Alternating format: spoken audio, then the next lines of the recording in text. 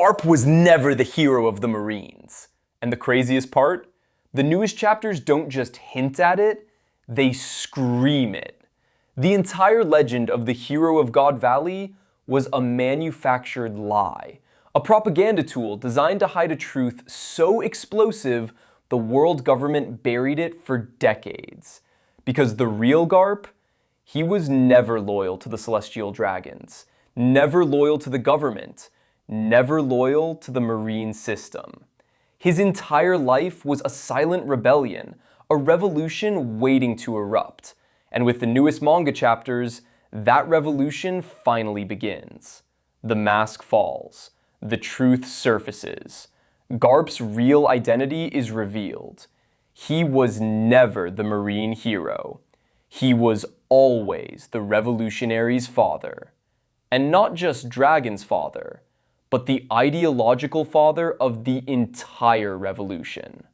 Let's start with absolute confidence. The world was fooled. The government didn't make Garp a hero to honor him. They made him a hero to silence him, to trap him inside a story he could never escape. Hero of the Marines was not a reward.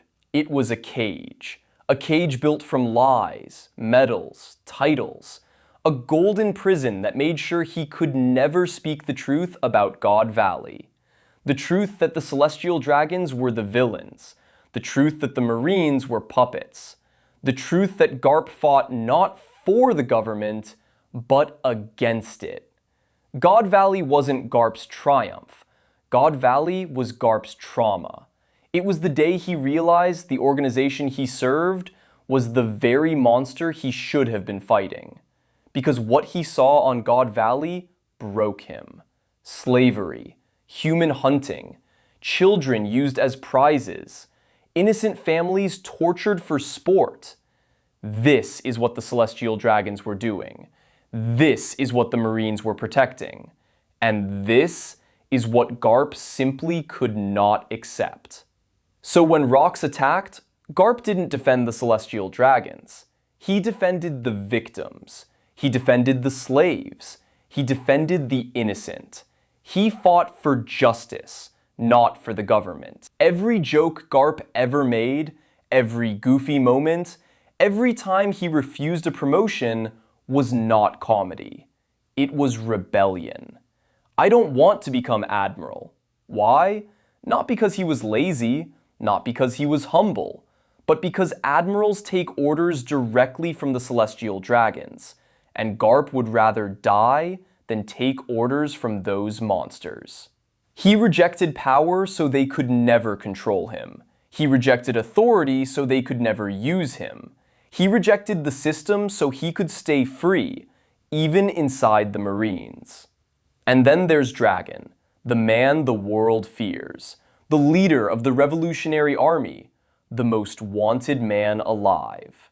Everyone always assumed Dragon became a revolutionary on his own, that he turned against Garp, that he broke away from his father's Marine ideology. But that was the lie. Dragon didn't reject Garp, Dragon became Garp. Garp didn't fail to raise a Marine, Garp successfully raised a revolutionary. Dragon inherited Garp's ideals, Garp's disgust for injustice, Garp's hatred for the Celestial Dragons, Garp's dream of real freedom. Dragon is not the rebellion against Garp. Dragon is Garp's legacy. And then the newest chapters dropped the biggest bombshell in Garp's entire story. Dragon is captured. The Marines drag him away. He is beaten, restrained, outnumbered.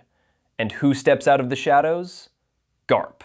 Not as a Marine, not as a Vice Admiral, not as the hero of the government, but as Dragon's father, as Dragon's ally, as Dragon's protector.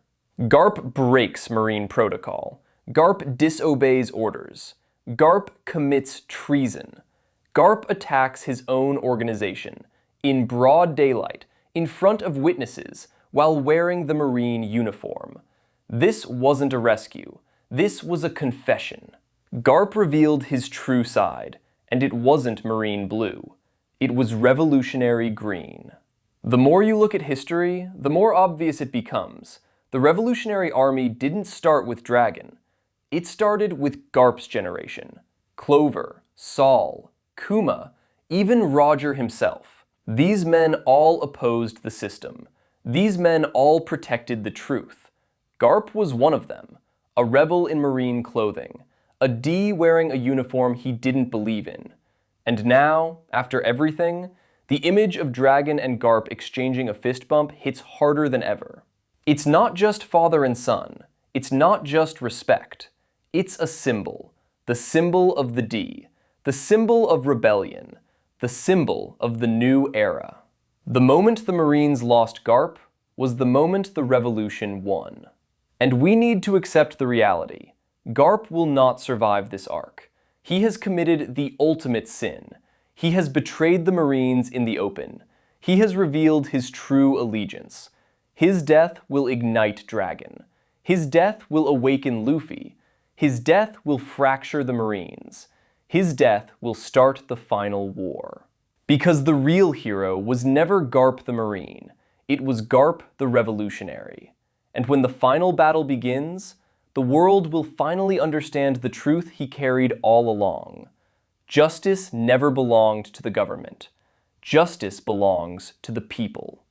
And that is why Garp was never the hero they claimed.